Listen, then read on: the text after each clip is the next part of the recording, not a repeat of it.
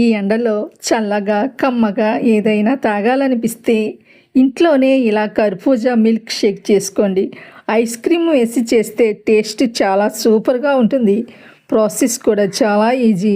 ముందుగా 1 tea spoon సబ్జా గింజలను కడిగి తీసుకుని కొన్ని నీళ్లు పోసి 10 నిమిషాలు నానబెట్టండి.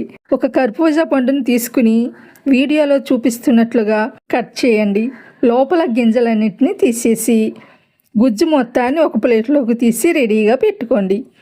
ఇప్పుడు మిక్సీ జార్ తీసుకుని మనం తీసి పెట్టుకున్న కర్బూజా ముక్కల్ని అందులో వేయండి. ఫస్ట్ వీటిని మాత్రమే మెత్తగా గ్రైండ్ చేసుకోవాలి. ఇలా చేయటం వల్ల ముక్కలు లేకుండా జ్యూసీగా చాలా స్మూత్గా వస్తుందన్నమాట. గుజ్జు మెత్తగా అయ్యాక ఇందులో 1 కప్పు కాచి చల్లార్చిన పాలు పోసుకోండి. పాలు చల్లగా ఉంటే ఇంకా బాగుంటుంది. దీనితో మెయిన్ పాయింట్ ఏమిటంటే 2 టేబుల్ స్పూన్లు వెనీలా ఐస్ క్రీమ్ని వేసుకోండి.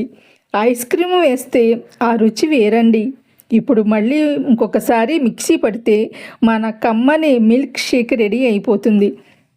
ఇంకా అసలైన పని మిగిలి ఉంది.